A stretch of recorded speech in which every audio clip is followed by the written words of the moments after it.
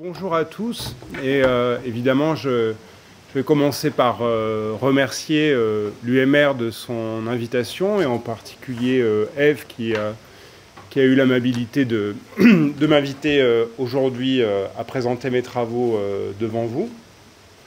Et puis évidemment je veux dire un mot pour Xavier, puisque il faut quand même prendre conscience du fait que c'est une grande perte pour Toulouse. Quand j'ai été recruté maître de conférence, j'ai eu la joie de faire sa connaissance, de me lier d'amitié avec lui et d'avoir des échanges voilà, très stimulants. Et maintenant, c'est vous qui bénéficiez de ces perspectives, de ces échanges. Donc je suis très heureux pour vous que vous ayez récupéré Xavier Magnon, et un petit peu plus triste en ce qui me concerne. Mais, et c'est sincère, mon cher Xavier, je te l'ai déjà dit, je suis très heureux aujourd'hui d'avoir l'occasion de discuter avec lui. Lorsque Ève m'a proposé d'intervenir, elle m'a dit voilà, il y aura Xavier comme discutant, en général ça peut faire peur, etc. Au contraire, je pense que c'est tout l'intérêt de notre métier d'avoir ces discussions scientifiques. Alors, comme Ève l'a déjà mentionné, je suis plutôt un spécialiste de droit de l'environnement. Et donc, vous pourriez vous demander, mais finalement, qu'est-ce qui m'amène aujourd'hui à vous proposer une réflexion qui porte un titre assez ronflant sur ce que j'ai appelé l'empirisme méthodologique. Eh bien, je dirais que cela vient d'une sorte de sentiment d'insatisfaction. Un sentiment d'insatisfaction que j'ai ressenti dès le début de mon doctorat, finalement, à l'époque à l'université de Limoges, où, évidemment, la première question qui se pose à un doctorant, c'est finalement, ok, j'ai fait mon mémoire, mais faire une thèse en droit, qu'est-ce que ça veut dire exactement? Qu'est-ce que je dois faire maintenant que j'ai commencé un doctorat? Alors à l'époque, on m'avait dit, écoute Julien, il faut lire des thèses. Ça aide beaucoup à comprendre ce que c'est que faire une thèse en droit. Bon, donc j'ai lu des thèses et j'ai compris que finalement, mon seul guide serait de procéder par une forme de mimétisme, et que visiblement, il y avait peu d'apprentissage des méthodes de recherche dans les écoles doctorales de l'époque. En tout cas, je crois savoir que ça a un petit peu changé.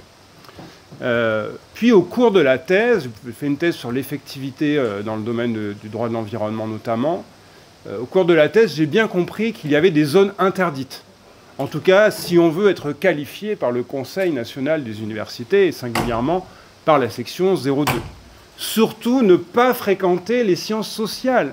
Attention, zone interdite, si vous fréquentez les sciences sociales, ce n'est plus du droit. Donc voilà, que fallait-il donc faire? Fallait-il se résoudre finalement à faire ce que fait la doctrine, c'est-à-dire produire des opinions? Pourquoi pas, mais sans même critiquer le fait de produire des opinions, il faut bien admettre que c'est peu sécurisant pour un jeune doctorant de se dire, voilà, je dois produire des opinions sur le droit quand on a très peu d'expérience. C'est quelque chose qui, à mon sens, ne va pas de soi en tout cas. Alors j'ai tenté de me tourner un petit peu vers la théorie du droit, en me disant, les théoriciens qui font aussi de l'épistémologie vont me donner un cadre pour effectuer une thèse en droit. Alors j'ai trouvé beaucoup de réponses. Alors évidemment, il y a un coût d'entrée à la théorie du droit, enfin peut-être pas à l'Institut Louis Favoreux, mais à l'université de Limoges, c'était très peu enseigné. Et donc ça demande des mois de lecture avant de commencer à comprendre un petit peu les différents courants de la théorie du droit. Et finalement, on se retrouve noyé, parce que chaque courant théorique porte un discours épistémologique, et évidemment, il y a des controverses entre ces différents discours épistémologiques, donc c'est pas forcément évident de s'y retrouver. Et donc il faut bien constater qu'il est difficile de trouver un socle commun de méthodes, je ne parle pas du plan de partie, de méthodes scientifiques qui soient partagées par toute la communauté des juristes. Puis, quelques années plus tard, une fois recruté à Toulouse comme maître de conférence, je me suis intéressé à l'occasion d'un colloque sur la doctrine en droit de l'environnement. Je me suis intéressé à la question de la neutralité axiologique de la doctrine, non sans une certaine influence de mon voisin de droite, qui, à l'époque, nous parlait aussi beaucoup de ces sujets-là à Toulouse. Et j'ai pu constater que dans le domaine de l'environnement, mais d'ailleurs l'objet de l'article était précisément de dire que ce n'était pas propre au droit de l'environnement, mais peu importe, bon, il y a nécessairement des problèmes de neutralité axiologique qui se posent. La doctrine produisant des opinions, il y a souvent une confusion entre jugement de valeur, jugement de fait, etc. Il reste que, en tant qu'universitaire, eh bien, nous avons une responsabilité épistémique, c'est-à-dire, pour faire simple, de produire des discours qui soient distincts de ceux des journalistes, c'est-à-dire qui soient un minimum fondés sur des éléments de connaissance. Puis plus tard, c'est le contact avec d'autres disciplines scientifiques qui m'a permis d'approfondir cette réflexion, notamment le contact avec les études médicales, mais aussi avec la biologie de la conservation.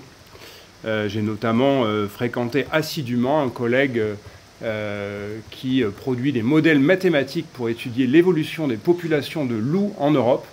Et ça peut paraître surprenant, mais pourtant c'est notamment ça qui m'a donné l'idée de venir transposer un petit peu cette manière de raisonner. Finalement, si les scientifiques sont capables d'étudier mathématiquement des systèmes ultra complexes, parce qu'on ne peut pas dire que les populations de loups en Europe ce soit un objet simple, bien finalement, est-ce qu'on ne peut pas s'inspirer de ce type de démarche? Pareil pour la médecine. Si on est capable d'évaluer l'efficacité d'un médicament sur une maladie, on doit pouvoir évaluer l'efficacité du médicament juridique, puisque le droit, pour moi en tout cas, est un instrument, est un outil, avant tout un outil politique, qui est là pour résoudre des problèmes. Bon, eh bien on doit pouvoir aussi en évaluer l'efficacité. Bref, voilà pourquoi, de spécialiste de droit de l'environnement, j'ai été amené à m'intéresser des questions qui, à mon sens, me dépassent largement, et donc je vous prie d'emblée d'excuser toutes mes approximations épistémologiques. Néanmoins, je pense qu'il est important de vous livrer cette réflexion sur l'empirisme méthodologique, notamment parce qu'en France, c'est un courant de pensée, je dirais, qui est peu répandu, en tout cas peu affiché dans le paysage des facultés de droit. L'objet de ma recherche ici est de savoir comment améliorer les connaissances portant sur le droit. Alors, je vais juste essayer de passer les diapos. Non. Ah, voilà. Bon. Alors. Donc, la question de recherche ici, c'est celle de savoir comment améliorer les connaissances portant sur le droit, et singulièrement sur le droit de l'environnement. Mais voilà, j'ai fait cette précision, je suis environnementaliste. Maintenant, je ne vais pas le répéter à chaque fois. Évidemment, ce que je dis vient de mon expérience en matière d'environnement, mais, me semble-t-il, peut dépasser ces frontières-là. Et l'hypothèse de cette recherche, c'est celle de la complémentarité de ce que j'appelle l'empirisme épistémologique par rapport aux approches existantes. Et dans les approches existantes, je fais essentiellement référence ici aux différentes approches doctrinales du droit.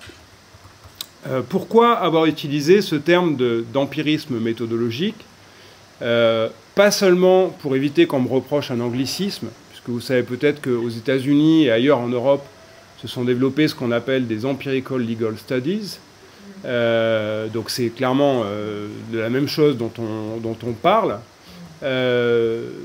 Néanmoins, si j'utilise ce terme d'empirisme méthodologique, c'est plutôt par référence au courant de la théorie du droit pour signifier qu'il s'agit d'une nouvelle forme, à mon sens plus aboutie, d'empirisme juridique. Et j'y reviendrai tout à l'heure, puisque vous avez tous entendu parler du réalisme scandinave, etc., comme étant des formes d'empirisme juridique.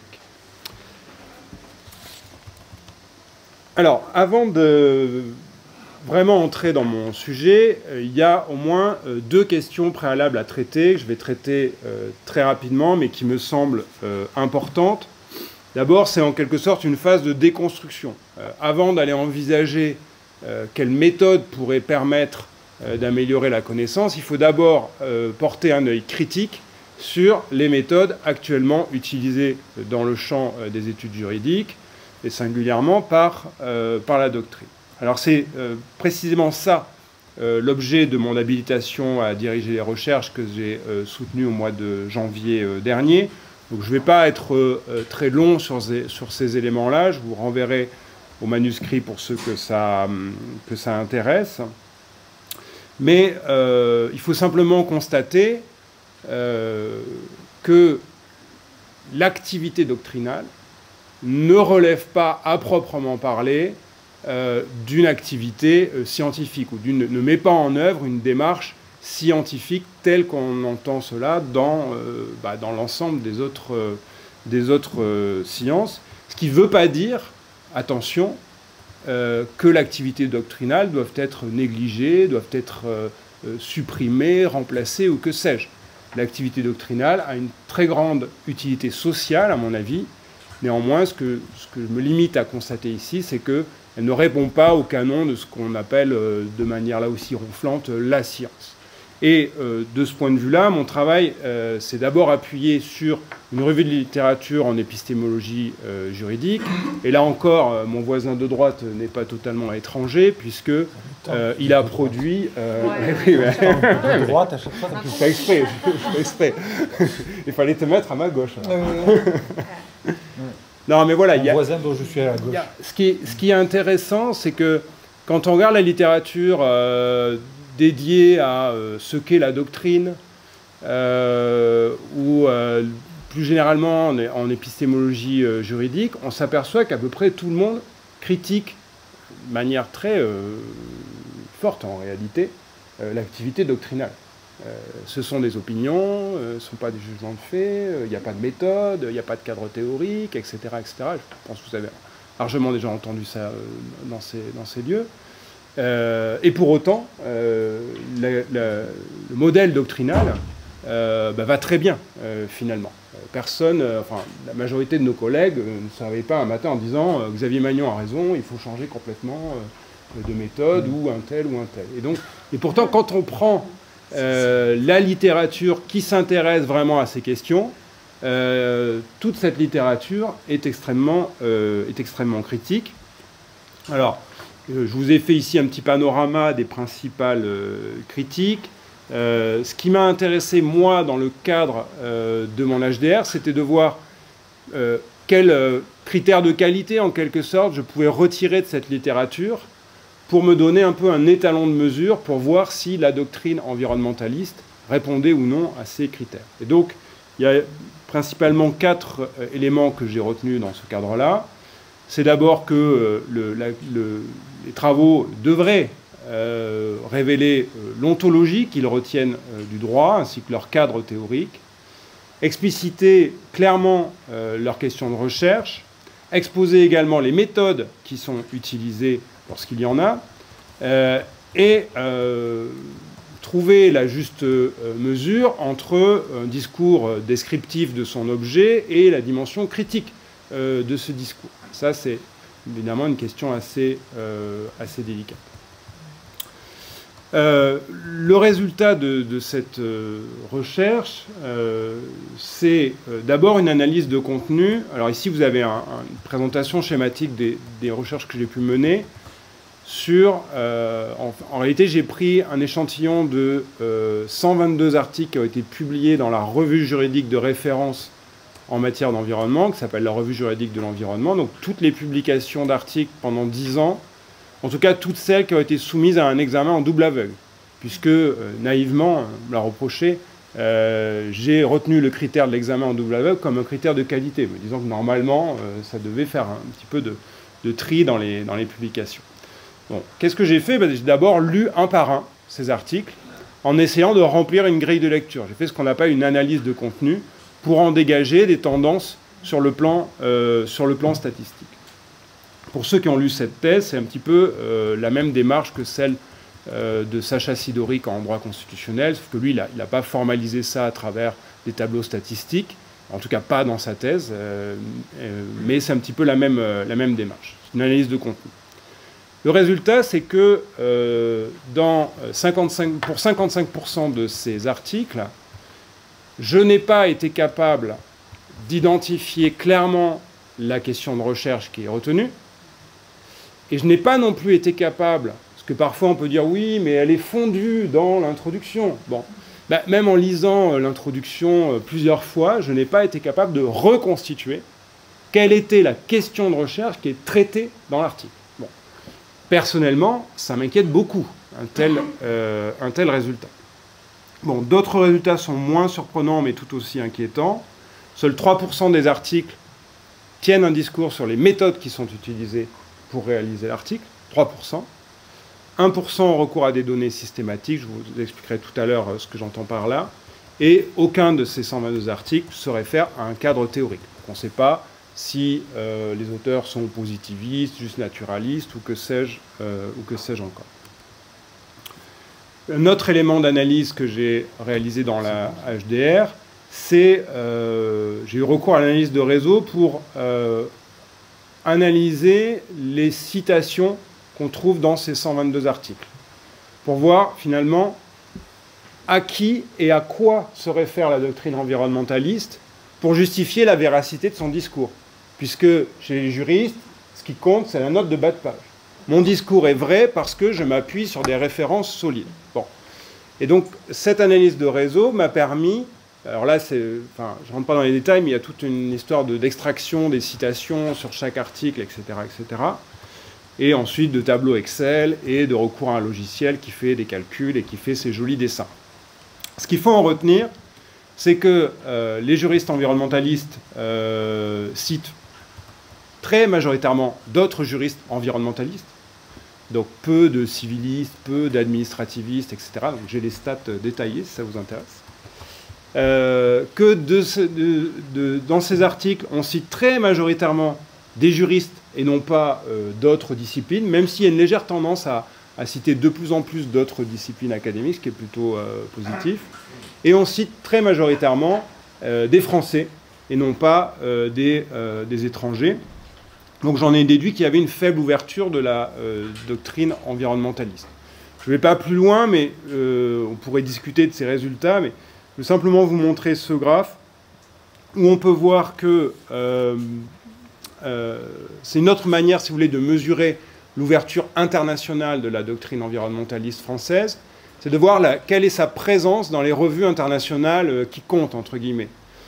Ici, vous avez 3 revues, donc une revue d'Oxford, une revue de droit comparé international et européen, et une revue un peu plus de droit interne. Et on voit que sur les 1400 articles, 1400, qui ont été publiés entre 1989 et 2020 dans ces revues, seulement 27 ont été écrits par des Français, contre 52 pour la Belgique. Donc bravo à nos amis belges qui, bien qu'ayant une population beaucoup moins importante que les Français, ont des professeurs de droit de l'environnement qui sont beaucoup plus internationalisés, qui dialoguent avec leurs homologues étrangers, contrairement à nous. Et évidemment, quand on prend un pays comparable comme l'Allemagne, eh bien, on a tout simplement 3 fois plus de publications dans ces revues étrangères, alors même que la doctrine allemande n'est pas forcément réputée comme étant ultra internationalisée et ultra ouverte vers l'extérieur. Donc à mon avis, ça c'est quand même problématique. C'est toujours évidemment plus facile de discuter entre nous dans une petite communauté nationale que d'aller se confronter à la pensée d'autres collègues étrangers. Donc voilà pour le travail que j'ai mené en HDR, dans la HDR, qui m'a permis de montrer que finalement l'activité doctrinale ne donnait pas forcément, n'était pas forcément optimale, on va dire, pour produire des connaissances en droit de l'environnement. Une deuxième question préalable, celle de savoir quelle approche pourrait être plus rigoureuse, entre guillemets. Alors là, je ne prétends absolument pas à l'exhaustivité ni à la véracité de ce que je dis. Néanmoins, je vous donne simplement des points de repère. Dans le domaine scientifique, me semble-t-il, on peut distinguer deux types de sciences. Alors les juristes prétendent en être un troisième type, d'une certaine manière. Mais en général, on trouve deux types de sciences. D'un côté, les sciences formelles, notamment les mathématiques et la logique. Alors ici, l'étalon de mesure, d'une certaine manière, ce qu'on appelle le paradigme de la vérité-cohérence. On va regarder si les propositions scientifiques si leur contenu est cohérent. Et de l'autre côté, on a tous les autres domaines des sciences qui sont des sciences empiriques, notamment les sciences naturelles et les sciences sociales.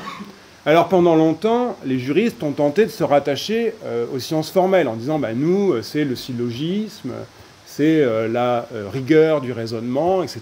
Donc on a un lien de parenté avec les sciences formelles.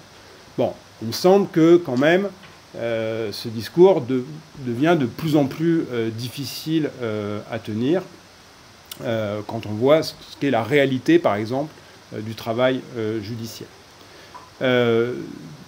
Alors la question que je me pose, en tout cas, c'est celle de savoir si le droit peut être envisagé comme une science empirique. Est-ce qu'il peut s'inscrire dans ce contexte-là? Eh bien, c'est évidemment le postulat principal de ce que j'appelle ici l'empirisme méthodologique. D'accord ? Donc, c'est ce qui m'amène, dans un premier temps, à traiter du concept d'empirisme méthodologique. Puis, j'essaierai de vous montrer à travers une ribambelle d'exemples quel peut être l'apport de ce type d'approche. Et évidemment, il faudra avoir un moment de réflexivité critique en envisageant les limites de ce type de méthode. Un mot avant de commencer le premier point sur l'illustration que j'ai choisie, puisque vous avez fait les choses bien, on m'a demandé de choisir une illustration pour l'affiche de la conférence. Et donc j'ai choisi cette illustration. Pourquoi? Parce que d'abord il y a l'œil. Donc l'œil, c'est l'œil qui observe le monde, l'œil du scientifique. Et puis il y a une forme d'impressionnisme où on peut distinguer finalement les petites touches et une image plus générale. Et pour moi, ça reflète un petit peu la différence entre des approches doctrinales qui vont plutôt avoir tendance à s'intéresser à des cas et des approches empiriques qui vont plutôt avoir tendance à vouloir dégager des tendances générales. Donc vous voyez, quand on prend un peu de recul sur les cas et qu'on les assemble, eh bien on voit quelque chose de différent. Au lieu de voir une petite touche de peinture, on voit une image plus générale. Alors, s'agissant d'abord du concept d'empirisme méthodologique, bon, ici, il n'y a pas grand-chose de nouveau. L'idée principale, c'est quoi? C'est d'importer des méthodes empiriques dans le domaine du droit. Cette idée, elle n'est absolument pas neuve. Elle date au moins de la fin du XIXe siècle, voire même avant. On pourrait remonter à Condorcet, à Montesquieu, etc., etc. Mais évidemment, vous avez entendu parler du fameux moment 1900, qui a été très décrit ces dernières années par la doctrine, notamment dans deux publications, l'ouvrage de Véronique Champaille-Desplats et aussi dans un ouvrage dédié qui est paru il y a quelques années. Fabrice Melleret a aussi bien montré comment, à la suite de ce moment 1900, finalement, ce moment 1900, il a accouché d'une souris. On a changé un petit peu l'objet de la science du droit, on est passé des textes à la jurisprudence, mais on n'a pas véritablement modifié les méthodes utilisées. On reste quand même dans un cadre formaliste, et en tout cas pour ce qui concerne la doctrine du droit public, justement ce que montre Fabrice Melleret, c'est qu'il revient sur cette histoire de repli techniciste de la doctrine à partir des années 30. Une fois Coriou et Duguy sont morts, mais finalement on revient à des méthodes beaucoup plus académiques. Un autre élément très important, c'est qu'on constate au fil des décennies une résilience particulièrement importante de l'approche doctrinale. Elle a réussi à marginaliser les velléités du moment 1900. Elle a réussi à marginaliser la sociologie du droit. Elle a réussi à marginaliser les approches critiques du droit qui s'étaient développées dans les années 70 et 80. Elle a aussi réussi à marginaliser le mouvement de l'informatique juridique. Et ça, c'est un élément qui est très bien décrit dans la thèse récente de Camille Border sur la justice algorithmique, et qui, contrairement à ce que le titre indique, est en réalité une thèse sur la doctrine. Je vous en conseille véritablement la lecture. C'est une thèse vraiment passionnante pour voir comment, finalement, la doctrine a vu d'un très mauvais œil ces histoires de justice algorithmique et d'informatique juridique. Bref, en France, vous voyez, l'importation des méthodes des sciences sociales dans le champ du droit n'a pas eu un franc succès. Contrairement aux États-Unis, vous connaissez l'histoire du réalisme juridique au fil du XXe siècle. Depuis les années 2000, il y a un mouvement qui se dégage en particulier, qu'on appelle les Empirical Legal Studies, et qui a été bien présenté, en tout cas dans la littérature francophone, dans la thèse de Yannick Gahn, qui est aussi une thèse récente sur l'ouverture des facultés de droit aux sciences sociales, où il explique bien ce qui s'est passé aux États-Unis avec des professeurs de droit qui sont en réalité docteurs en droit, mais aussi docteurs en économie, et qui donc allient les méthodes de l'économie empirique avec les méthodes juridiques. J'en viens maintenant au positionnement de l'empirisme méthodologique dans le champ de la théorie du droit. Je ne vais pas développer ce point-là, mais évidemment, l'empirisme méthodologique se place dans l'héritage du positivisme juridique. La question qui est plus intéressante, c'est plutôt de savoir quel type de positivisme juridique, de quel type de positivisme juridique il s'agit. Alors, c'est Michel Tropper qui, dans son petit ouvrage de philosophie du droit, distingue deux types de positivisme juridique et qui les rattache tous les deux en réalité à l'empirisme. Il distingue d'abord un empirisme au sens faible, qui est celui de Dans Kelsen. Alors pourquoi Kelsen est considéré comme empiriste par Michel Tropper? Bien parce que Kelsen adhère au paradigme, non pas de la vérité cohérence, dont j'ai parlé tout à l'heure, mais au paradigme de la vérité correspondance. C'est-à-dire, est-ce que les propositions de droit, les propositions scientifiques faites par les universitaires en droit, correspondent à la réalité de ce qu'est le droit? Quand on décrit le système juridique, est-ce que quand on regarde vraiment le système juridique, on voit une correspondance entre les deux? Donc de ce point de vue-là, et donc vous voyez, les théories juridiques, elles sont soit vraies, soit fausses. Elles sont vraies si elles correspondent à la réalité du droit, elles sont fausses si elles n'y correspondent pas. Donc de ce point de vue-là, Kelsen est un empiriste. En revanche, l'objet de la science du droit pour Kelsen, ce ne sont pas des faits, mais des normes, c'est-à-dire des entités idéales. C'est ce qu'on appelle la conception illétique des normes pour Kelsen, et c'est ce point-là, alors Xavier, je te rassure, je ne prends pas parti, c'est ce point-là qui a été critiqué par le réalisme scandinave, qui, lui, va retenir une conception expressive des normes, et c'est ce qui fait que le réalisme scandinave peut être considéré comme un empirisme au sens fort. La question que se pose le réalisme scandinave, c'est celle de savoir comment étudier scientifiquement le droit. Autrement dit, comment peut-on étudier scientifiquement un devoir-être? Et la réponse à cette question, la réponse qu'ils apportent à cette question est assez simple.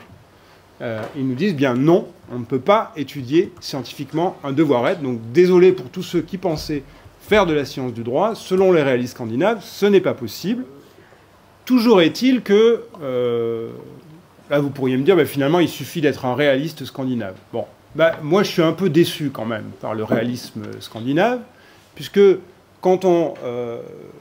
alors imaginez-vous, replacez-vous là dans ma perspective du tout début, je suis un jeune doctorant en thèse. Bon, allez lire Alf Ross, alors déjà c'est pas simple, et essayez de voir quelle est votre mission en tant que thésard en droit. Bon, C'est compliqué, et si on lit entre les lignes, etc., et qu'on fait le tri de toutes les élégances philosophiques, on s'aperçoit qu'au fond, il s'agit de quoi? Il s'agit de parler de la jurisprudence et de la motivation des décisions de justice. Bon.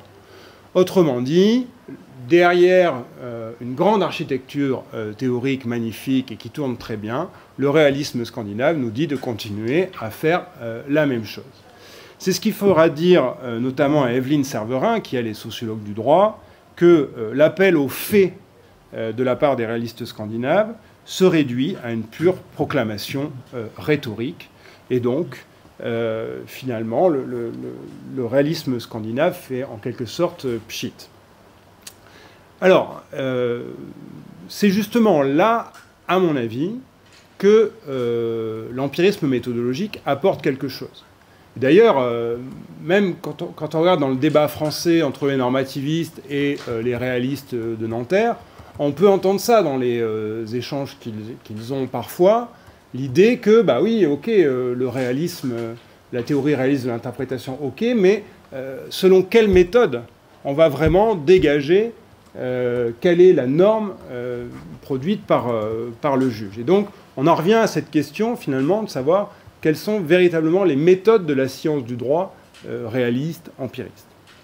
Donc c'est là, à mon avis, que l'empirisme méthodologique apporte véritablement une plus-value, puisque lui, à l'inverse du réalisme scandinave, il est très explicite sur les méthodes. Ça ne veut pas dire qu'il se pose exactement les mêmes questions, attention, mais ce qui fait vraiment sa singularité, c'est que ce qui compte, c'est la méthode scientifique et les différents types de méthodes empiriques utilisées pour produire des connaissances sur le droit. Et d'ailleurs, là, si vous voulez, ce que je vous présente, c'est Mathieu Gaille-Palette qui reconstitue ce débat a posteriori, moi qui reprends ce débat-là, mais quand vous lisez les travaux des Empirical Legal Studies, notamment aux États-Unis, alors eux, il n'y a pas un mot de théorie du droit. Ils se fichent complètement du débat entre Ross, Kelsen et les réalistes américains, etc. Ils font les choses plutôt que d'en parler, si vous voulez. Ils appliquent des méthodes des sciences sociales et des sciences empiriques au droit. Ils ne se posent pas la question de savoir si c'est académiquement pur ou non. Alors, quelle est... J'en viens enfin, cher Xavier, à la définition. Quelle est la définition qu'on peut retenir de l'empirisme méthodologique? Celle que je retiens en tout cas est fondée autour de 5 éléments que vous avez là dans le schéma de droite. Pour moi, c'est la démarche qui appréhende les phénomènes juridiques. Donc vous voyez que déjà l'objet est assez large, par l'utilisation de méthodes empiriques, c'est-à-dire soit par l'observation, soit par l'expérimentation. Ne soyez pas impatients, je vais dans un instant distinguer ce que sont les méthodes d'observation et les méthodes d'expérimentation. Ce qui est le plus important dans cette définition, c'est que l'empirisme méthodologique implique, cette démarche implique, le caractère systématique de la collecte et de l'analyse des données et vise à produire un savoir qui est reproductible et falsifiable. Alors, ça, la systématicité et la reproductibilité, ce sont clairement des standards partagés par toutes les sciences empiriques. Qu'est-ce que la systématicité? Ça implique que vous avez en gros deux possibilités quand vous étudiez un objet. Par exemple, je sais pas, votre objet c'est les normes constitutionnelles dans le monde. Soit vous les prenez de manière exhaustive, il ne faut pas en oublier une seule, okay, et vous les analysez ensuite dans leur exhaustivité. Vous dégagez des tendances générales, mais à partir de données qui sont exhaustives. Ça, c'est possible sur des objets relativement restreints, mais vous vous doutez bien que parfois, ça devient très, très compliqué.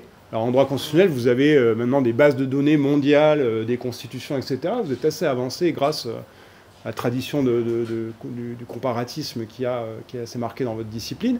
Mais c'est vrai que ce n'est pas toujours possible. L'autre possibilité, c'est de procéder par échantillonnage.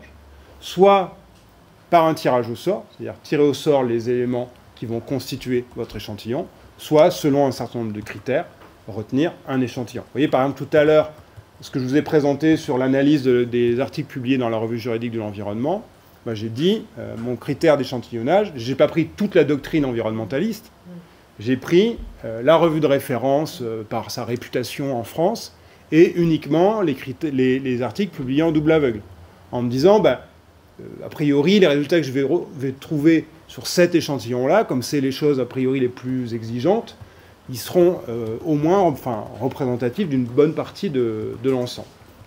Bon. Et justement, l'intérêt aussi de la recherche empirique, c'est qu'on peut toujours discuter aussi de ces stratégies-là. Pourquoi avoir retenu tel échantillon, tel autre, est-ce qu'il n'y a pas des biais, etc. C'est tout l'intérêt de ce type de recherche aussi. La reproductibilité, alors là, on se place dans la perspective de Karl Popper. L'idée, c'est de pouvoir, alors, au bout du compte, arriver à la possibilité d'une falsification de l'étude, mais ça passe évidemment par la possibilité de répéter l'étude que vous avez faite. Et là, bah, dans le domaine doctrinal, c'est compliqué souvent, parce qu'il y a une part de subjectivité. Comme on produit des opinions, il y a une part de subjectivité qui est assez importante. Donc si un individu lambda veut répliquer la même étude qu'un autre individu, bah, probablement que le résultat sera différent. Et c'est ce qui fait aussi la richesse de tout ça, mais c'est très difficile à répéter. La répétition de l'étude passe par deux éléments. D'abord, c'est le partage des données. Donc on s'inscrit clairement dans les modes actuels autour de la science ouverte, etc. Il n'y a pas de répétition possible d'une étude si vous ne partagez pas les données avec lesquelles vous l'avez produite. Et surtout, la transparence et la documentation de la méthode. Alors là, je pense que même Xavier serait impressionné, puisqu'il s'agit de décrire vraiment dans les moindres détails ce que l'on fait lorsqu'on réalise une étude. Alors c'est même rébarbatif. Hein. Je vous renvoie à certains passages de mon HDR où je passe 5 pages à expliquer exactement comment j'ai sélectionné, etc., etc. Quel logiciel j'ai utilisé, selon quelle commande, blablabla, blablabla. Bon, voilà. Mais le but, c'est de se placer dans la position de quelqu'un d'autre qui voudrait refaire la même étude que moi pour voir s'il trouve les mêmes résultats. Bon, donc il faut lui donner toutes les clés pour qu'il ait une chance de pouvoir répliquer l'étude. Cette approche méthodologique implique aussi le caractère nomologique de la connaissance qui est produite. Autrement dit, on présuppose qu'il est possible d'établir des régularités, des lois générales dans ce qu'on observe. Autrement dit, des lois scientifiques. Mais je n'ose pas trop utiliser le terme de loi, parce que souvent les juristes confondent le sens du mot loi au sens juridique et au sens scientifique, qui n'a pas du tout la même signification. Alors, traditionnellement, dans les sciences sociales, et j'imagine que les juristes devaient penser la même chose, on se disait, bah, ouais, c'est bien pour les sciences dures, les lois scientifiques, ok, parce que c'est le monde physique, etc., loi de la gravité, vous lâchez ce verre, il va tomber, c'est automatique, etc., mais le monde social, il est tellement variable qu'on ne peut pas produire de loi scientifique. Bon. Pendant des années et des années, les sciences sociales ont défendu cette idée pour dire, bah, finalement, on va vers une recherche plus qualitative, vers des études de cas, etc., etc. Bon. Je vous recommande la lecture de l'avant-dernier ouvrage de Bernard Lahire, qui s'intitule « Les structures fondamentales des sociétés humaines », dans lequel il tord le cou à cette idée, en disant « Mais attendez, est-ce que vous croyez que le monde vivant, il n'est pas variable, hein? La biologie, lorsqu'elle décrit le monde vivant, lorsqu'elle cherche à établir des lois générales sur le fonctionnement du monde vivant, est-ce que vous croyez qu'il n'y a pas une variabilité dans le temps, dans l'espace, etc. » Donc il nous dit, bah, ça, ce n'est pas une excuse en sciences sociales, la variabilité, pour ne pas produire de loi générale. Alors bien sûr, et il en fait une démonstration magistrale, parce qu'il entreprend, ce qu'il fait dans cet ouvrage, c'est sur plus de 1000 pages, il essaye de recenser toutes les lois générales qu'on a pu dégager en sciences sociales depuis 2 siècles. Bon, sacré boulot. Mais bien sûr, c'est pas forcément la loi de la gravité, d'accord? Il peut y avoir des exceptions, c'est pas exactement stable, ok? Mais il essaye de dégager de grandes régularités. Il a au moins cette ambition-là que beaucoup dans les sciences sociales et en droit ont complètement abandonné devant la difficulté de la tâche. Et d'ailleurs, ça peut tout à fait se comprendre. Un autre élément important, s'agissant de cet empirisme méthodologique, en tout cas tel que moi je le conçois, d'autres pourraient avoir une réponse beaucoup plus différente, peut-être encore plus ouverte que la mienne, mais d'abord, je vous rassure, l'objet de l'empirisme méthodologique, comment dire, c'est pas un remake, c'est pas seulement un remake de la sociologie juridique. Il y a véritablement un objet juridique dans l'empirisme méthodologique. On peut, par ces méthodes, saisir des éléments qui sont 100% juridiques. Alors j'essaierai de vous le montrer tout à l'heure à travers quelques exemples. Mais clairement, l'objectif, c'est non seulement d'appréhender le droit lui-même, mais aussi son fonctionnement. Enfin, d'appréhender la réalité sociale, en réalité. D'accord ? Et là, on pourrait discuter à l'envi sur qu'est-ce que c'est que cette science du droit qui a clôturé son objet et qui refuse de regarder le droit dans son contexte. Il y a des kilos et des kilos de littérature sur ce débat-là.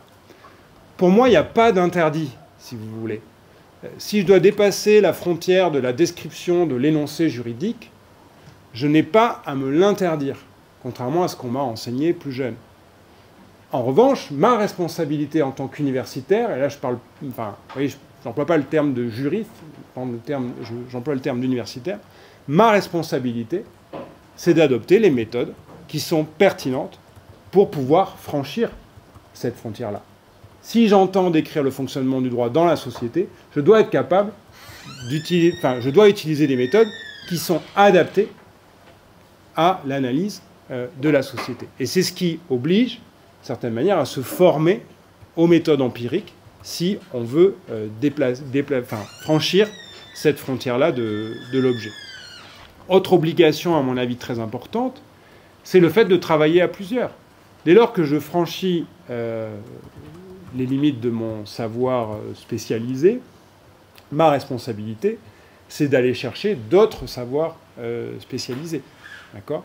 Celui du sociologue, celui du médecin, etc., etc. On peut multiplier les exemples. Donc, d'une certaine manière, l'empirisme méthodologique, et j'y reviendrai, fonctionne dans une perspective nécessairement interdisciplinaire. En tout cas, dans la plupart des cas, ça nécessite des collaborations interdisciplinaires. Très important aussi, c'est, au-delà de l'ouverture de l'objet, c'est l'ouverture des fonctions de la science du droit. Oui, il faut décrire le droit, mais pas seulement. Alors là aussi, quand vous lisez de l'épistémologie juridique positiviste, on vous dit « Ah oui, la fonction de la science du droit, c'est d'écrire. » Ok. Quand vous regardez dans les autres domaines des sciences, la description, finalement, c'est relativement... Enfin, je ne dirais pas que c'est marginal, mais ce n'est pas forcément ce dont on parle le plus. Ce qui compte, c'est surtout expliquer. Et là, c'est évidemment une autre histoire. Ce qui compte, c'est expliquer, donc découvrir la cause, c'est-à-dire, si vous voulez, toujours décrire, mais décrire un effet. L'effet de A sur B, par exemple. Et ça, c'est véritablement très important. Bien sûr, la description est importante. Par exemple, en médecine, l'anatomie, c'est très important de décrire les organes du corps humain. Mais imaginez-vous aller voir un médecin pour lui demander de vous guérir, et il vous répondrait, ben voilà, votre foie, il est constitué de tant de pourcents d'eau, etc., etc., mais il serait incapable de vous dire comment il fonctionne, comment on va pouvoir, in fine, vous guérir.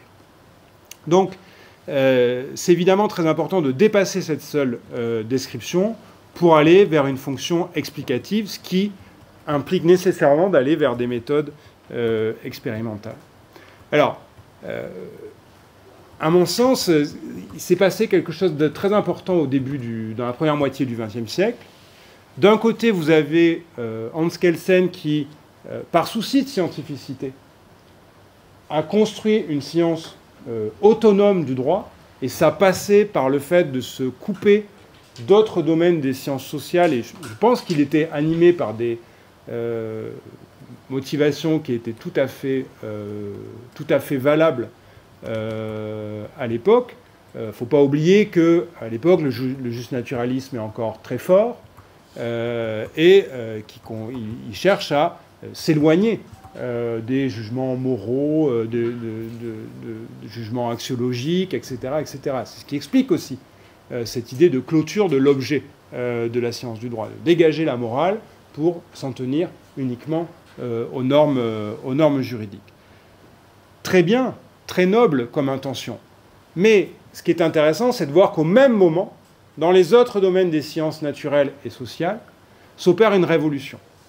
C'est une révolution, c'est ce que les spécialistes appellent la révolution statistique, qui a été conduite par une poignée de statisticiens américains, qui étaient en concurrence d'ailleurs les uns avec les autres, Fisher, Newman et Pearson, qui ont inventé ce qu'on appelle les statistiques inférentielles et les tests statistiques. Cette révolution dans le domaine des statistiques va être très rapidement utilisée par l'ensemble des autres disciplines scientifiques, et ça va permettre de passer d'un paradigme purement déterministe où la science produit des vérités absolues, des lois scientifiques au sens fort comme la loi de la gravité, d'accord, qui marche toujours, en tout lieu, en tout temps, à un paradigme probabiliste où on va essayer plutôt donc, de délaisser cette idée de vérité absolue pour aller vers l'idée de vérité probabiliste, et on va intégrer en réalité dans la démarche scientifique, on va intégrer l'incertitude qui est inhérente aux phénomènes naturels et aux phénomènes sociaux. Par exemple, un traitement médical, ça ne fonctionne pas sur tous les individus. Ce n'est pas comme la loi de la gravité. Parfois, vous prenez un Doliprane, mais vous avez quand même mal à la tête. Bon. Il y a une incertitude dans l'efficacité du traitement. Mais les statistiques inférentielles nous permettent de montrer que, en général, ça marche plutôt pas mal, le Doliprane. Et surtout, l'intérêt des statistiques inférentielles, et ça c'est la fameuse p-value dont on a beaucoup entendu parler au moment du Covid, et notamment à Marseille. La p-value, ça cherche à... Enfin, qu'est-ce que c'est la p-value ? C'est une convention scientifique qui cherche à dire, voilà, si vous êtes en dessous de ce seuil de 0,005, eh bien, votre résultat, a priori, mais par convention, il n'est pas dû au hasard. D'accord ? Donc il y a bien une relation, une association statistique derrière qui est valable. Et par ailleurs, les coefficients dégagés, notamment par les analyses de régression, permettent de chiffrer le degré d'influence de telle variable sur telle autre, même si, encore une fois, ce n'est pas une loi systématique. Alors, pour illustrer un peu mon propos, j'en viens au deuxième point sur l'apport du recours aux méthodes empiriques dans le domaine du droit. Et d'abord, il faut avoir un peu un aperçu général de ce que sont les méthodes empiriques, puisqu'il y en a, comme vous voyez ici, tout un éventail. D'abord, sur la partie droite, vous voyez la complémentarité entre méthodes qualitatives et quantitatives. Si quelqu'un vous dit « Ah oui, le quantitatif, c'est l'alpha et l'oméga » ou inversement, en général, c'est des gens qui ne sont pas très cultivés.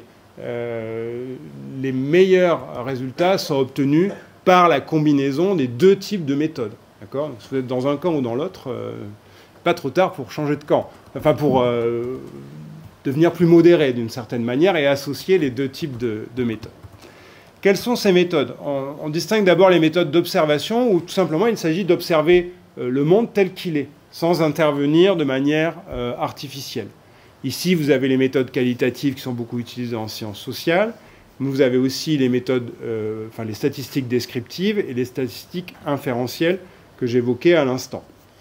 Et puis, vous avez les méthodes d'expérimentation, où là, le chercheur va chercher à provoquer une observation particulière. Alors, la frontière est parfois poreuse entre les deux types de méthodes. notamment en ce qui concerne les quasi-expériences et les expériences naturelles. Mais la méthode d'expérimentation par excellence, là aussi on a beaucoup entendu parler au moment du Covid, c'est l'essai contrôlé randomisé, qui est beaucoup pratiqué en médecine, mais qui est aussi pratiqué dans la plupart des disciplines scientifiques. Je vais revenir dans un instant. D'abord, ici vous avez un exemple d'analyse de contenu, où on va utiliser des statistiques descriptives et des analyses de régression. Je m'explique. Alors ici, c'était la constitution d'une base de données que j'ai réalisée avec d'autres collègues sur les décisions de justice françaises de la juridiction administrative qui concernent la protection des espèces sauvages. Je reviens au droit de l'environnement. Bon, donc c'est simple, on a collecté plus de 2000 décisions des tribunaux administratifs, alors de manière exhaustive. Voilà, je ne rentre pas dans les détails, mais plus de 2000 décisions. Et on les prend une par une et on remplit les colonnes. Donc, quelle est la juridiction, quelle est la date, quel est le domaine concerné, est-ce que la décision a été annulée, etc., etc. Et là, vous pouvez rajouter autant de variables que vous voulez. Plus vous ajoutez de variables, plus c'est intéressant, plus c'est du boulot, évidemment. Et à partir de là, vous allez produire des statistiques descriptives. Par exemple, vous allez dire, voilà, dans ce domaine-là, le taux de succès des associations de protection de l'environnement, c'est 55%. C'est ce qu'on avait fait avec deux autres collègues sur le contentieux des loups. On avait déterminé que les associations étaient particulièrement efficaces pour faire annuler des décisions préfectorales d'autorisation de tir de loup. Donc vous pouvez faire ça. Et puis vous pouvez aussi faire ce qu'on appelle les analyses de régression, c'est-à-dire de voir si vous pouvez expliquer une de ces variables, par exemple le fait que la décision soit annulée ou non, par un certain nombre d'autres variables qui figurent dans votre tableau. Et ça donne schématiquement cela. Je vois que l'heure tourne, donc je vais essayer d'accélérer un peu, cher Xavier. Entre la répétition et la scène, on met toujours plus de temps. Bon, ça donne cela. Vous pouvez voir si une série de variables, quelle est l'influence d'une série de variables sur une variable que vous cherchez à expliquer.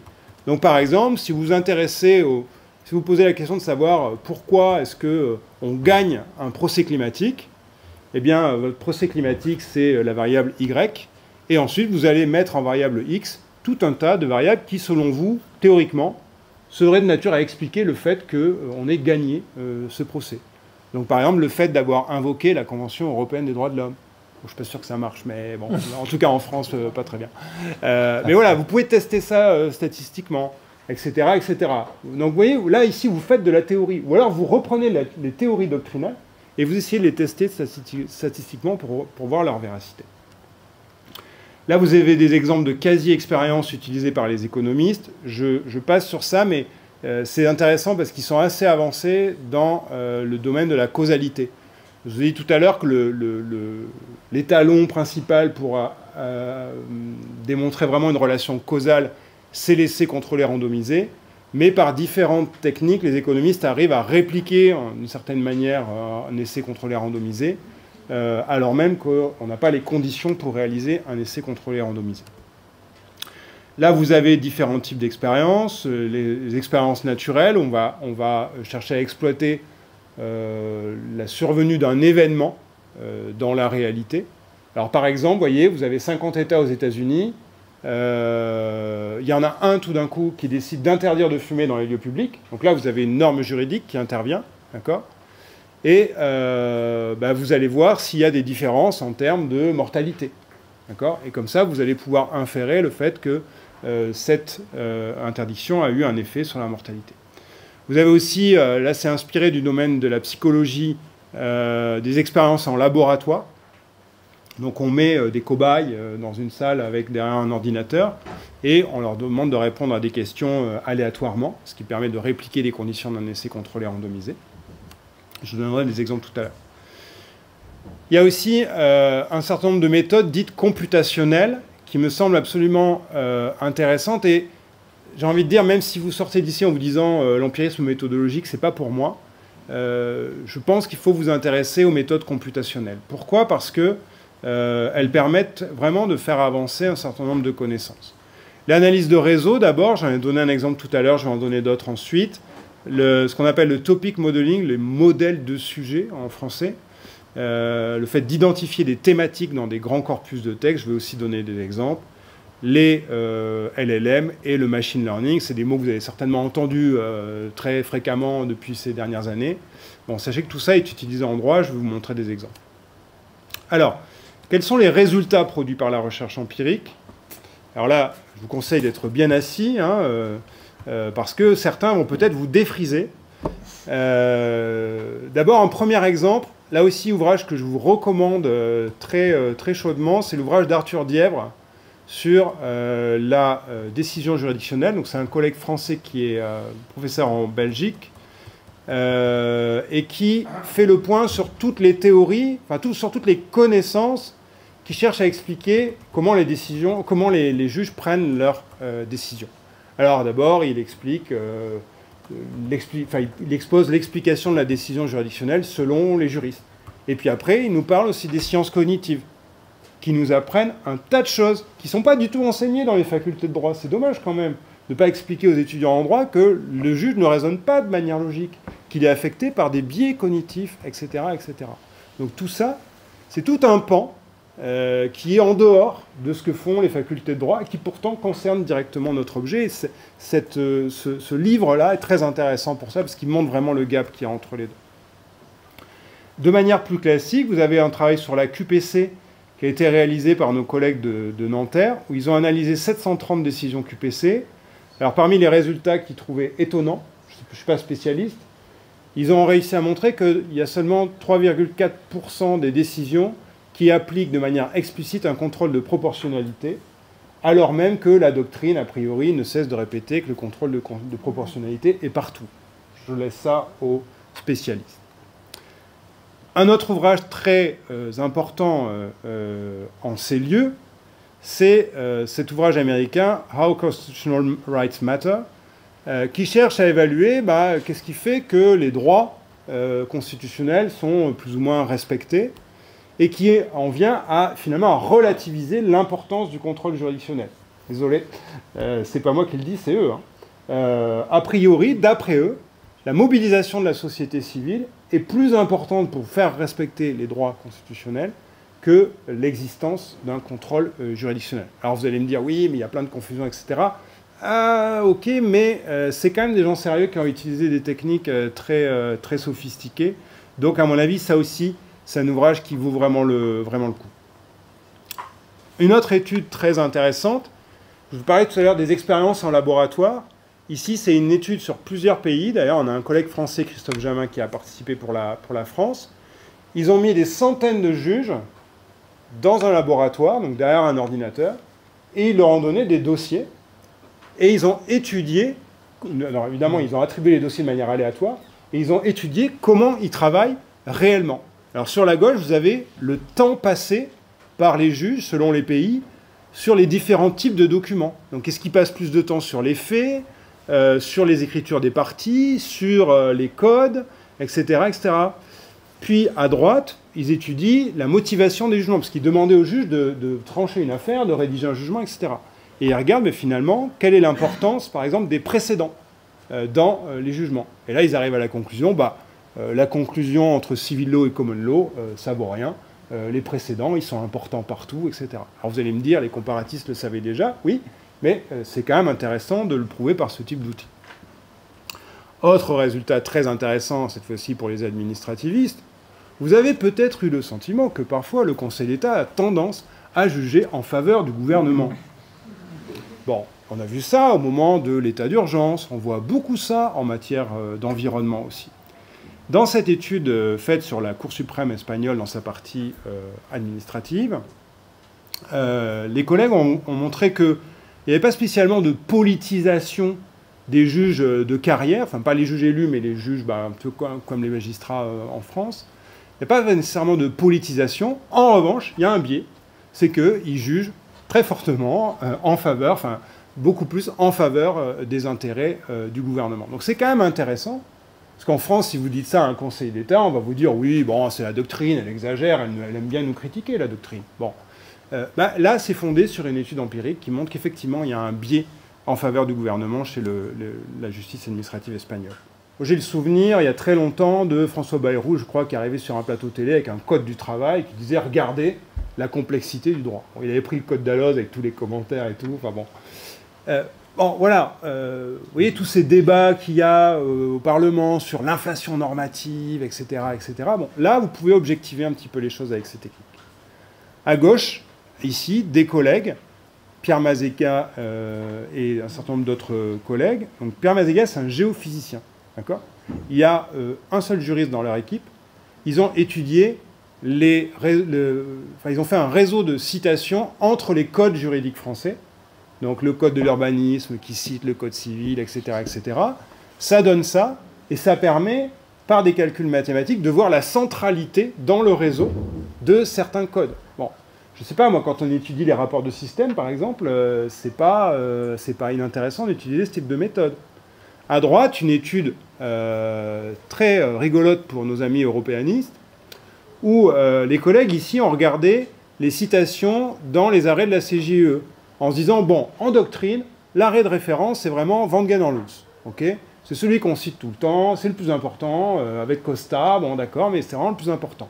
Bon, ben eux, ils regardent les arrêts qui sont cités par la Cour elle-même et par les conclusions des avocats généraux, et il en ressort que c'est plutôt l'arrêt Bosman, et de loin, qui est le plus cité, et donc a priori le plus important. Évidemment, il y a des biais dans ce type d'études, mais c'est quand même pas un résultat anodin. Autre sujet très intéressant, là aussi pour analyser la doctrine, ici c'est du topic modeling qu'a fait Arthur Dièvre.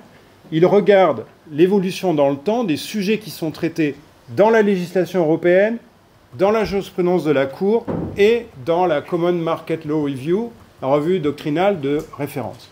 Et on voit que la doctrine traite surtout des questions constitutionnelles, mais que la politique agricole commune, ça n'intéresse pas du tout, alors même que c'est central dans les textes et dans la jurisprudence de la Cour. Donc, vous voyez, on peut mesurer comme ça le décalage qu'il peut y avoir. Autre étude, on parlait à midi de ChatGPT et d'autres Large Language Models, très intéressant, des collègues allemands qui ont pris ce qu'on appelle en anglais les bedtime stories, c'est-à-dire les belles histoires que l'on raconte à nos enfants pour s'endormir. Vous allez me dire, mais de quoi ils nous parlent? Qu'est-ce que ça vient faire là? Eh bien, eux, ils ont cherché à évaluer l'évolution des valeurs, autrement dit des normes sociales, depuis 3 siècles. Et comme il y a toujours eu des bedtime stories qu'on a racontées à nos enfants, ben, c'est un bon moyen de mesurer l'évolution dans le temps de nos valeurs. Et donc, grâce au LLM, de manière automatique, ils extraient les valeurs, c'est-à-dire des normes sociales, donc c'est pas des normes juridiques, mais on n'est pas très loin quand même, des normes implicites qui figurent dans les histoires qu'on raconte aux enfants. Bon, je trouve que quand même, il y a de quoi ouvrir un champ de recherche assez important pour analyser de gros corpus. Voilà, comme le temps presse, je ne vais pas du tout vous parler de ce qui se fait en matière d'environnement, donc ce sera pour une autre fois. Simplement passer très rapidement au dernier point sur les limites. Alors évidemment, il y a des critiques faciles. Alors je ne sais pas si vous voyez le haut de la caricature. Non, vous ne voyez pas le haut de la caricature. Alors ça, c'est fort dommage. En gros, les deux personnages se disent « Ah oui, ben moi j'ai telle opinion. Ah non, mais moi j'ai telle autre opinion. Oui, mais cette opinion en vaut plus que l'autre. Oui, mais moi, mon opinion est la meilleure. » Bon. Ben ça, c'est un peu la manière dont fonctionne la doctrine. La production d'opinions, et puis, bon, c'est un petit peu aléatoire. Alors, pourquoi j'ai utilisé cette caricature? Parce que, en général, quand on présente des résultats de recherche empirique, certains collègues nous disent ah, « très intéressant, mais on le savait déjà ». Voilà, la distinction entre civil law et common law, les comparatistes le savent déjà, voyons. Pas besoin d'avoir la recherche empirique. Ben oui, mais il y a un petit détail entre-temps, c'est qu'on passe d'une opinion qui est très intéressante, et qui est probablement vraie, mais qui n'est pas scientifique, entre guillemets, à un jugement de fait qui est vraiment fondé sur des données. Deuxième objection, c'est « ce n'est pas du droit ». Bon, évidemment, ça dépend de la conception que vous avez du droit, on ne va pas entrer dans le débat de la définition du droit, mais ça aussi, c'est une objection qui est faite régulièrement. Elle est vraie s'agissant d'un certain nombre d'études qui vont plus loin que les frontières juridiques, mais j'espère vous avoir convaincu, au moins avec les méthodes computationnelles, qu'on peut vraiment saisir des objets purement juridiques à travers ce type d'approche. On n'est pas obligé de faire de la sociologie du droit, si vous voulez. Et puis, dernière critique, c'est réducteur. Cette approche est réductrice parce qu'on met des données ultra complexes à travers des équations mathématiques, et donc forcément, on perd de l'information. Alors ça, c'est absolument vrai. C'est réducteur. Les approches quantitatives sont réductrices. Mais c'est tout simplement leur ADN. Et c'est l'ADN, de manière générale, de ce qu'on appelle la modélisation. Il y a un statisticien qui disait en 1976, tous les modèles sont faux, mais certains sont utiles. Et là, j'attire votre attention. Quand on parle de systématisation doctrinale, en réalité, on cherche à simplifier la réalité du droit pour le présenter de manière cohérente. Ici, c'est l'inverse. On fait un modèle simple qu'on va chercher progressivement. Alors, s'il explique bien la réalité, on le garde tel quel, mais s'il explique mal, eh bien, on va chercher progressivement à l'affiner de plus en plus, à rajouter des variables, etc. Donc la dynamique, c'est de produire des modèles simples, mais en essayant de les complexités au fur et à mesure. Donc vous avez là aussi une caricature sur ce point. Il y a à mon sens sur ce schéma-là, c'est comme je suis trop long, le seul point important qu'il y a à dire, c'est que l'approche empirique ne peut pas remplacer l'approche doctrinale à bien des égards, surtout sur deux fonctions clés de la doctrine, c'est-à-dire produire des interprétations et produire des argumentations. Ce n'est pas du tout l'objet des méthodes empiriques. En revanche, ça peut être complémentaire, par exemple, j'ai dit tout à l'heure, pour tester des théories doctrinales, les mettre à l'épreuve des faits. C'est tout à fait complémentaire de ce que fait la doctrine dans certains cas.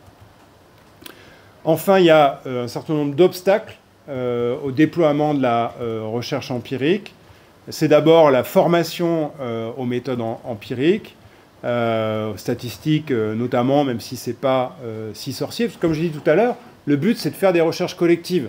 Donc, il n'y a pas besoin d'être un as en statistique. Il suffit de comprendre un peu les rudiments, savoir penser un petit peu comme un statisticien, et puis après, ça peut rouler. Autre élément, c'est que c'est très chronophage. Le rythme de la recherche empirique n'est pas du tout le même que celui de la recherche doctrinale. Et par exemple, c'est quelque chose qu'on voit à Toulouse quand vous discutez avec les économistes, qui maintenant 90% font de la recherche empirique. Quand ils produisent 1 ou 2 articles par an, collectifs, ils sont hyper contents, ils sont très productifs. Bon, vous voyez avec un collègue qui produit 1 ou 2 articles par an, on va lui dire, oui, bon, quand même, c'est pas beaucoup, même si René Chaput, en son temps, produisait très peu et très bien. Donc, clairement, collecter des données, coordonner des équipes interdisciplinaires pour les traiter, etc., ça prend énormément de temps, donc vous ne pouvez pas avoir la même productivité. Tout ça se heurte à la très faible culture de recherche collective qu'on a dans les facultés de droit. Les thèses, par exemple, sont des thèses individuelles, mais la plupart de nos travaux sont des travaux individuels, donc comment évaluer des travaux collectifs. Et en général, il y a plutôt une méfiance. Moi, si je publie dans une super revue scientifique un article, mais qu'il est collectif, mes collègues vont me dire « Oui, mais qu'as-tu véritablement fait dans cet article, etc. etc. » Bon. Donc en général, c'est suspect, la recherche collective dans les facultés de droit. Et puis, c'est aussi possiblement un obstacle pour la progression de carrière. J'ai repris ici la maxime « Publish de la doctrine hors perish », c'est-à-dire, voilà, le jour où vous êtes évalué, si vous avez fait un article de recherche empirique, on va vous dire « Mais où sont les 10 articles de doctrine et les commentaires de jurisprudence que tes collègues ont fait sur le même laps de temps. Et en plus, tu as une décharge de l'IEF. Mais attends, mais vraiment, tu te roules les pouces. Bon, donc voilà. Donc ça, c'est clairement des enjeux importants. Il y en a d'autres. À travers cette caricature, je voulais illustrer l'enjeu d'une certaine manière, de la concurrence entre les disciplines relativement à notre objet, qu'est le droit. C'est-à-dire que si nous, on ne veut pas utiliser ces méthodes, on ne veut pas examiner le fonctionnement réel du droit, d'autres disciplines le font. Notamment les économistes, mais aussi des disciplines des sciences naturelles qui, sans le savoir, se saisissent d'objets juridiques. Donc à mon sens, c'est non seulement important d'intégrer en tant que jury des équipes pluridisciplinaires, mais pas seulement pour faire de la figuration. Aussi pour poser nos propres questions de recherche. On peut tout à fait envisager de poser des questions véritablement juridiques en réunissant autour de ces questions juridiques des équipes interdisciplinaires pour, c'est le Graal, affiner la connaissance empirique du droit, mon cher Xavier. Une dernière phrase pour faire la promotion d'un congrès que j'organise dans un mois, le congrès annuel de la Société européenne de recherche juridique empirique. Merci beaucoup et désolé d'avoir été beaucoup trop long.